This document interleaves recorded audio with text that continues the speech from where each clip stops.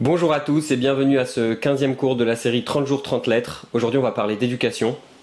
On va parler de l'importance d'un sujet dont on ne parle pas très souvent qui s'appelle Kabbalatol, la soumission. C'est une lettre adressée à une enseignante et c'est un peu la suite de la lettre numéro 12. Si vous avez regardé le cours numéro 12, vous avez eu une première partie de l'histoire. Et là on va voir la deuxième partie de l'histoire puisque il s'agit ici de l'enseignante des élèves à qui le rabbi avait écrit dans la lettre numéro 12 de notre série. Comme d'habitude, vous pouvez retrouver le texte de cette lettre sur inspirationjuive.com et dans la description de cette vidéo. Cette lettre est un peu plus longue que les autres, donc il est possible que pas toute la lettre ne rentre dans la description. Donc je vous invite, si vous le souhaitez, à aller sur inspirationjuive.com, le cours numéro 15. Pour retrouver le texte de cette lettre, si vous écoutez ce cours en podcast, vous avez sûrement un lien dans la description de ce podcast. Donc, on est le 18 Tevet 5715, en 1955, par la grâce de Dieu, à Brooklyn. Donc c'est l'endroit où la lettre a été écrite, l'endroit et la date à laquelle cette lettre a été écrite. Je vous bénis et je vous salue.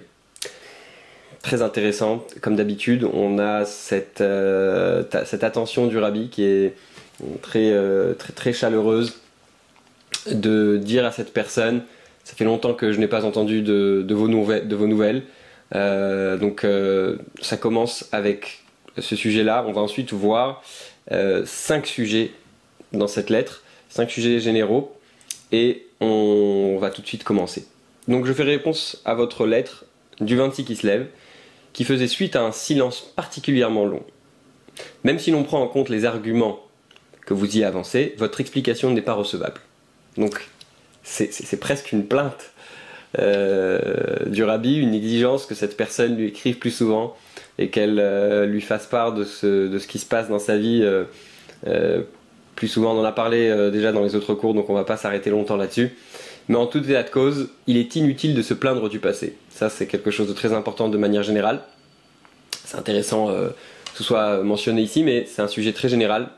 Le passé, c'est le passé. Et sans doute rectifierez-vous tout cela à l'avenir. Maintenant, on va parler d'expression, on va parler des bons mots à utiliser.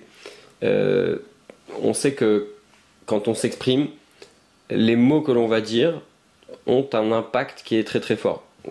Si je vous dis par exemple de ne pas penser à un éléphant rose, le fait même d'avoir dit de ne pas y penser va faire en sorte que vous y pensez. Et on retrouve ça dans énormément de sujets.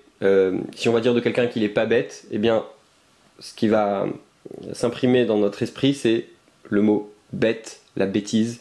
Et donc cette personne n'est pas bête. D'accord ? On a dans les lettres du rabbi très souvent ce sujet qui revient. Le rabbi refuse toute forme d'expression négative. C'est-à-dire que vous trouvez par exemple dans des lettres qui parlent de couple où le rabbi dit quand l'un des conjoints n'a pas raison ou n'a vraiment pas du tout raison, a priori on se dit bon, on peut écrire qu'il a tort. Non, le rabbi veut toujours utiliser des expressions qui sont positives. Et on va comprendre aujourd'hui qu'il y a parfois certaines situations où il y a une nécessité de dire les choses clairement. Vous dites qu'il faut se méfier de la manière dont on écrit. C'est le cas uniquement lorsque l'on adopte un style diplomatique, qui n'a qu'une portée superficielle. En pareil cas, importent effectivement les figures du style et les prétendus honneurs. Il n'en est pas de même pour ce qui dépend des sentiments du cœur, surtout quand le sort de la moralité de la jeunesse en dépend. C'est-à-dire que il faut parfois, lorsque on fait face à une situation critique, savoir dire les choses de façon tout à fait claire. J'ai entendu une histoire, je ne sais pas si c'est une parabole ou si c'est une histoire, mais en tout cas c'est l'histoire d'un élève qui est venu se plaindre chez son professeur et qui lui a dit que ses camarades avaient utilisé un mot vulgaire et l'avaient insulté. Il n'osait pas du tout dire quelle était l'insulte, mais son maître l'a encouragé à le faire, et puis il a fini par le dire, et là son maître lui dit alors, tu es choqué, mais on a le droit de l'être, on n'a pas le droit de le dire. Ce qui veut dire que des fois on refuse d'utiliser certaines expressions sous prétexte que ça se fait pas, il faut pas parler comme ça, etc., etc., alors que on se permet ce comportement. Et si on se permet ce comportement, alors il faut savoir mettre des mots sur les choses, et la meilleure manière, on en a parlé dans les cours précédents, la meilleure manière de résoudre un problème, c'est déjà d'en avoir conscience. Comme la fameuse expression Yediata Machala, le fait de connaître une maladie, c'est déjà Khati Refoua, la moitié de la guérison de cette maladie. Les jeunes doivent s'engager sur le chemin de la vie. Chaque détail les concernant peut donc conditionner des dizaines d'années. En pareil cas, les artifices et les apparences extérieures empêchent de percevoir la situation telle qu'elle est. Il en résulte un préjudice et non un progrès. C'est-à-dire que lorsqu'on décide de ne pas exprimer certaines choses, ça peut avoir un impact, et surtout quand on parle d'éducation, ça peut avoir un impact sur toute leur vie. Alors, je tiens à dire quand même que de manière générale, quand il s'agit d'expression, et c'est d'ailleurs une chose que le rabbi a expliqué dans l'un de ses discours, si c'est pour raconter une histoire, pour exprimer une pensée, alors on va éviter toute expression négative. Par contre, s'il s'agit de parler de halakha, quand je dis halakha, c'est-à-dire on parle de loi, il faut établir une situation, et alors là, on a un besoin clair de parler clairement des choses. On retrouve dans la Torah, par exemple, dans la paracha de Noach, vous savez, l'histoire de l'arche de Noé, eh bien, la Torah ne va pas dire sur les animaux qu'ils sont tamés. Vous savez, c'est le mot en hébreu pour dire impur. La Torah nous dit Asher enena tehora, qu'ils ne sont pas purs. Et dans la paracha qui concerne les animaux dont la consommation est interdite, eh bien, la Torah va dire clairement les animaux impurs, et elle va utiliser le mot tamé, parce que là, on a besoin de savoir ce qu'il faut faire, et on ne peut pas se permettre de ne pas être explicite. Ça, c'est le premier sujet. On passe au deuxième sujet, c'est la soumission. Alors, c'est très important. Le rabbi va apporter plusieurs points ici. Vous me dites que la situation s'est améliorée en différents points, et j'en suis satisfait. La manière dont les participantes à ce groupe de jeunes filles considèrent le comportement et l'esprit chassidique en particulier est plus favorable. Il est sûrement inutile de vous souligner encore une fois à quel point la soumission est nécessaire. La soumission, c'est synonyme de discipline, c'est-à-dire le fait d'accepter un certain ordre, le fait d'accepter que les choses doivent se passer d'une certaine façon, etc., etc. Pour donner un exemple simple sur la soumission, quand on se lève le matin, et je donne cet exemple à chaque fois parce que je pense que c'est quelque chose que tout le monde comprend, quand on se lève le matin, c'est pas un moment où on est censé réfléchir. Parce que si on se met à réfléchir, si on se met à méditer sur le fait de se réveiller ou pas se réveiller, grandes sont les chances pour que l'on reste à dormir encore longtemps. Donc, faire preuve de soumission, ce qu'on appelle en hébreu kabbalatol, ça veut dire aussi, parfois, ne pas penser. Ça veut dire mettre l'accent sur la discipline, l'accent sur l'action, et c'est quelque chose de très important. Maintenant, accepter cette idée, on n'a pas besoin d'accepter cette idée de manière, de façon soumise, c'est-à-dire on n'a pas besoin d'être soumis pour accepter la soumission. Vous allez comprendre pourquoi je dis ça. On va lire dans les mots et tout va s'éclaircir. Comme l'expliquent non seulement les écrits chassidiques, mais aussi les ouvrages d'éthique des autres nations, c'est-à-dire que c'est quelque chose qui est universel. Et c'est là que je dis, on a une possibilité de comprendre ces sujets, on a une possibilité de comprendre qu'il faut parfois mettre son intellect de côté. Selon les termes de nos sages, il convient de dire « nous ferons et ensuite nous comprendrons ». Un des exemples qui revient souvent dans les discours du rabbi, c'est l'exemple des médecins. Quand on a, Dieu préserve, une maladie, on ne va pas demander au médecin de nous expliquer tous les détails de ce médicament et de la molécule et de comment ce médicament a été conçu pour prendre ce médicament. On sait qu'on a besoin de guérir, on sait qu'on a besoin de ce médicament pour retrouver la santé, et on le prend sans poser de questions. C'est un peu la même idée ici. Bien évidemment, je ne veux pas dire que l'on doive avoir recours aux mortifications. Alors, ça ne veut pas dire qu'on doit se faire souffrir. Il y a une histoire très intéressante du Maguide de Mezrich, qui a dit à son fils, qui était un peu adepte de ses mortifications, il se faisait souffrir beaucoup, il mangeait pas beaucoup, etc. Il lui a dit: un petit trou dans le corps, c'est un grand trou dans l'âme. C'est-à-dire que le matériel et le spirituel doivent être compatibles. Le matériel et le spirituel doivent être complémentaires. Brisant le corps et l'âme de manière définitive. Je souligne uniquement qu'il faut préparer la voie pour que l'esprit l'emporte sur la matière. C'est-à-dire que le but, c'est que, comme la fameuse phrase du Tanya, l'intellect doit contrôler les sentiments. Il faut avoir des sentiments réfléchis. On a souvent des pulsions, des envies, etc. Le but, c'est de canaliser ces sentiments avec notre esprit.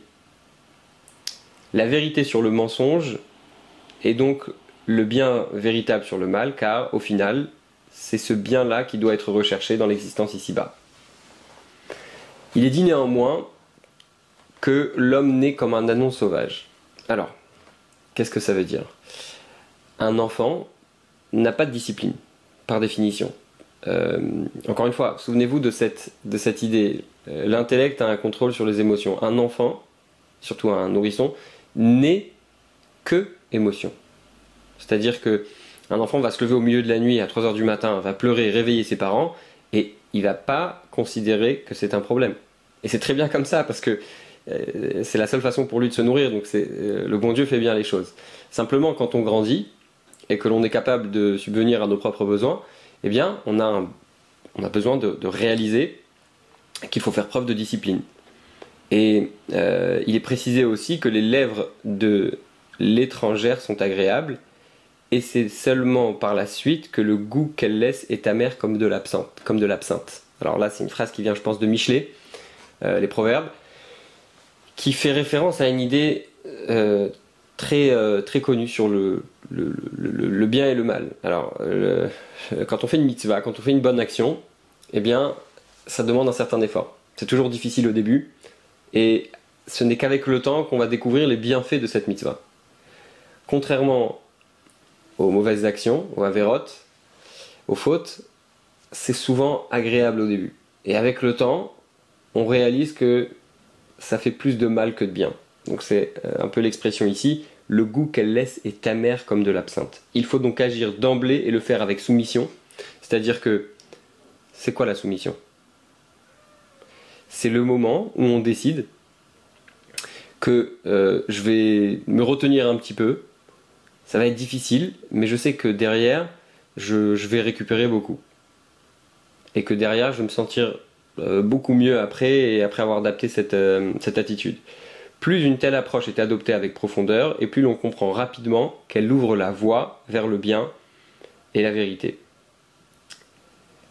Il est clair que l'on ne peut pas prédire avec certitude combien de temps, c'est-à-dire que c'est une attitude générale, c'est une éducation. Maintenant, combien de temps, de jours et d'heures il faudra agir avec soumission, cela dépend entre autres de la nature et de l'esprit de chacun et de chacune, des conditions de l'endroit et du moment. On passe à un troisième sujet, c'est le sujet de notre génération. On dit souvent qu'on est la dernière génération avant la venue de Mashiach, qu'on est une génération aussi difficile, qui n'a pas les mêmes qualités que les générations précédentes. Mais comme d'habitude, le rabbi a toujours cette façon de retourner la situation, de le voir d'un autre angle. Vous savez, la perception des choses, c'est très très important. Tout dépend de comment on considère les choses. Il y a cette fameuse histoire, c'est un monsieur qui rentre dans un métro, et puis il a deux enfants qui dans le métro vont faire n'importe quoi. Ils vont très très très mal se comporter. Et puis il y a quelqu'un qui les observe, et puis il décide de se lever, il va voir le père, il lui dit: je comprends pas, mais qu'est-ce qui leur arrive, vous vous occupez pas de vos enfants, etc. etc. Et là, le père regarde ce monsieur et lui dit: écoutez, ils viennent de perdre leur mère, je sais pas ce qui m'arrive à moi, et je pense qu'eux aussi. Quand on entend cette histoire, on se rend compte tout de suite que la perspective change énormément en fonction de l'interprétation d'une situation. Donc, on va le voir tout de suite. Vous parlez de vous-même et des doutes que vous éprouvez en la matière. Or, il a déjà été expliqué que notre part est bonne et notre sort est beau. Vous savez cette fameuse phrase « Ashrenu matov chelkenu ». Nous sommes nés dans la génération du talon du Mashiach, après que nous ait été révélé tant de lumière de notre Torah, Torah de vie, en particulier, celle de la Chassidoute, et plus précisément, celle de la Chassidoute Rabat. C'est-à-dire que le mérite que l'on a de vivre dans notre génération, c'est le fait de venir après tout ce que tous ces enseignements aient été donnés, exprimant les notions les plus profondes, y compris les secrets de la Torah, dans des termes et des explications accessibles à tous. La particularité de la Chassidoute, c'est le fait de donner accès au maximum de monde à des idées vraiment très profondes, pour peu que l'on veuille bien les comprendre. Maintenant, le problème c'est que on a des doutes, on sait que le doute c'est la froideur, le doute c'est la même valeur numérique en hébreu que Amalek. Vous savez, Amalek c'est la même valeur numérique que Safek, qui veut dire doute en hébreu. Amalek c'est ce peuple qui a voulu refroidir le peuple juif à sa sortie d'Égypte. Pour revenir à ce qui a été dit plus haut, vous connaissez le dicton de mon beau-père le rabbi, dont le mérite nous protégera au nom de son père le rabbi Rachab, selon lequel le mauvais penchant se présente parfois en portant une redingote de soie. Qu'est-ce que ça veut dire?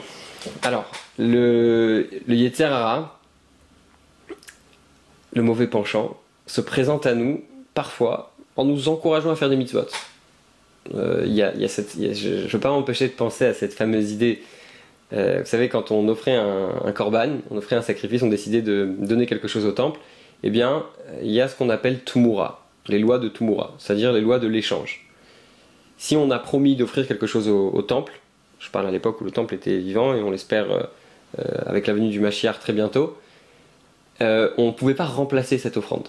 C'est-à-dire que si on avait promis d'offrir une offrande, on ne pouvait pas se retirer et dire je ne veux plus l'offrir. Et pas seulement ça, si on voulait la remplacer, eh bien, ça ne marchait pas, mais le remplacement, on le rajoutait aussi.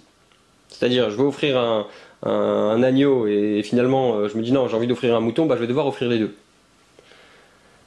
Quel est l'enseignement ici? En réalité, dès qu'on fait quelque chose de positif et que c'est quelque chose d'important, le mauvais penchant va vouloir nous retirer cette bonne action. Et qu'est-ce qu'il va faire pour retirer cette bonne action? Il va nous proposer une autre bonne action. Mais en réalité, cette autre bonne action n'est qu'un moyen pour lui de nous empêcher de faire la première. Et finalement, il va nous empêcher de faire la deuxième aussi. Donc, si on veut faire quelque chose de positif, il va falloir faire la première chose, et on veut rajouter une deuxième chose, et bien on va devoir faire les deux.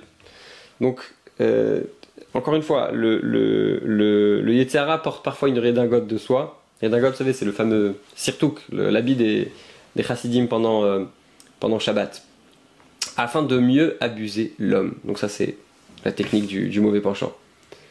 Comment le démasquer? En fait, tout ce qui fait obstacle au service de Dieu prend sa source de l'autre côté, c'est-à-dire le côté qui n'est pas le côté divin, et c'est bien le cas en l'occurrence, les doutes et les objections qui paralysent ou tout au moins affaiblissent le service de Dieu ne peuvent pas avoir une motivation positive et émaner du bon penchant. Encore une idée sur le Yetzer Hara, on vient de l'expliquer, la redingote de soie. Donc on a parlé du doute, la redingote de soie, on va continuer là-dessus. Selon les termes du rabbi, on peut imaginer une âme animale pieuse, bien plus une âme animale chassidique. Une âme animale, c'est, vous savez, le Yetzer Hara, il a plusieurs noms. L'âme animale, l'ange de la mort, le Satan, etc. Parfois, celle-ci suggérera une forte envie d'étudier de la chassidoute ou de méditer profondément à l'un de ces concepts, alors qu'en réalité, il n'y a là qu'une intervention du mauvais penchant, qu'une manifestation de l'âme animale destinée à empêcher le service de Dieu. Tout obstacle à ce service ne peut être qu'un stratagème de l'âme animale. Encore un sujet, c'est le mieux est l'ennemi du bien.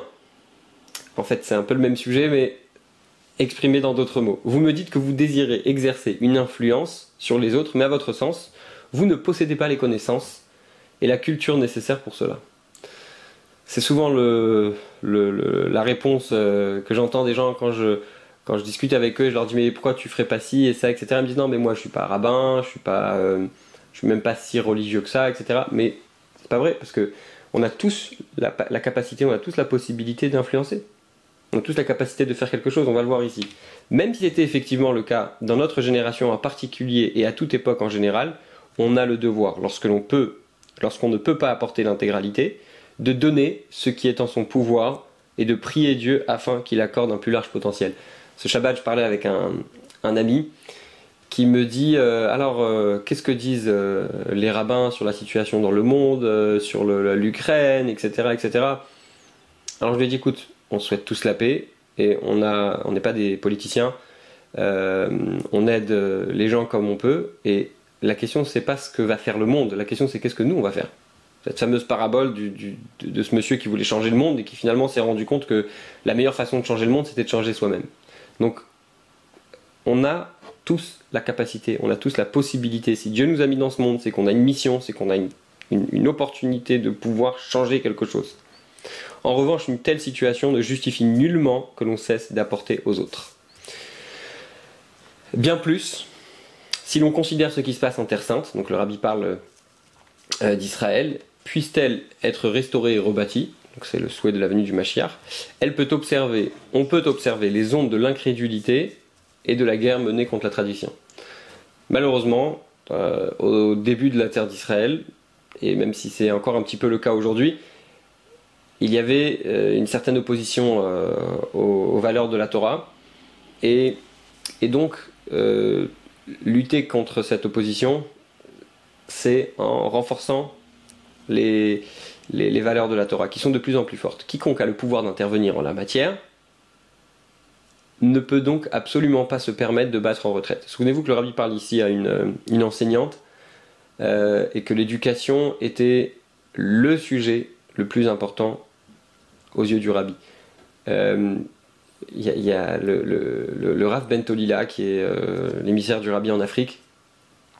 Avant de partir en Afrique, il a eu un entretien avec le Rav Radakov, qui était le secrétaire personnel du Rabbi Lubavitch. Et il lui a parlé pendant 1 heure, j'ai entendu l'histoire de lui-même, hein. Et à un moment donné, il lui a dit, écoute, le Rabbi, ce qui l'intéresse, c'est pas tellement la façon dont tu vas échanger et dont tu vas étudier, etc. avec les adultes. Ce qui intéresse le Rabbi, c'est les enfants. Ce qui intéresse le Rabbi, c'est que les enfants puissent apprendre les valeurs de la Torah dès le plus jeune âge et que tu puisses vraiment éduquer la prochaine génération. Pour reprendre ces mots, parce que j'ai un peu expliqué l'idée, mais pour reprendre ces mots, il lui a dit, ce qui importe au Rabbi, c'est que un enfant de plus puisse connaître le Aleph Bet, donc l'alphabet hébraïque, tel que il est écrit dans la Torah, tel que il est écrit dans les 10 commandements, Anochi Hashem Elokecha, je suis Hashem ton Dieu. Et celui qui pour l'heure n'a pas encore la capacité d'être un officier en chef, ou au moins un officier important, n'en est pas moins tenu de faire ce qu'il peut dans toute la mesure de ses moyens. Dans une guerre au sens matériel, c'est précisément de cette manière que l'on peut monter en grade. Alors, on reprend l'exemple d'une guerre, ça peut paraître négatif. D'ailleurs, quand le Rabbi a lancé l'organisation pour enfants qui s'appelle Tivot Hashem, qui a connu qui a connu et continue de connaître beaucoup de réussites, on avait demandé au Rabbi pourquoi est-ce qu'il avait utilisé le terme de guerre, de soldats. Il avait dit c'est très simple. Dans une armée, il y a beaucoup de discipline. Et c'est aujourd'hui un des seuls endroits où on retrouve la discipline. Donc ça reste un exemple. On n'est pas ici en train de faire une guerre physique, mais prenez l'exemple d'un soldat. Un soldat, il va monter en grade parce qu'on va voir que c'est quelqu'un, on va réaliser que c'est quelqu'un qui aime se donner, que c'est quelqu'un qui aime donner de lui-même et qui aime avancer. On peut le vérifier concrètement et ce qui est clair n'a nul besoin d'être démontré. Si vous décidez de vous servir pleinement, d'une manière positive, des aptitudes et des connaissances que vous possédez actuellement, je suis convaincu que vous en verrez rapidement le fruit. Non seulement vous parviendrez à sauver et à perpétuer une seule âme, qui est par elle-même un monde entier, mais bien plus, vous sauverez même de nombreuses âmes. Je fais référence ici à cette fameuse phrase du Talmud, qui sauve une âme, eh bien, quelque part sauve le monde entier. Comme je soulignais dans ma précédente lettre, Dieu fait que chaque chose intervienne en son temps, dans le lieu et l'environnement qui conviennent. Vous avez le mérite d'appartenir à la communauté des Chassidim Chabad. C'est donc au sein de celle-ci que vous pouvez obtenir la satisfaction morale, en assumant la mission qui vous a été confiée par la divine providence, lorsqu'elle vous a conduite en tel endroit à tel moment. Tous les hommes savent que le créateur du monde est la perfection du bien. Il est donc bien évident que quand il confie une mission à une certaine personne, et se voir confier une mission par le bon Dieu, c'est tout simplement se retrouver dans une situation et dans un endroit à un moment donné, puisque si on est arrivé là, à ce moment-là, c'est forcément qu'il y a quelque chose qui est attendu de nous.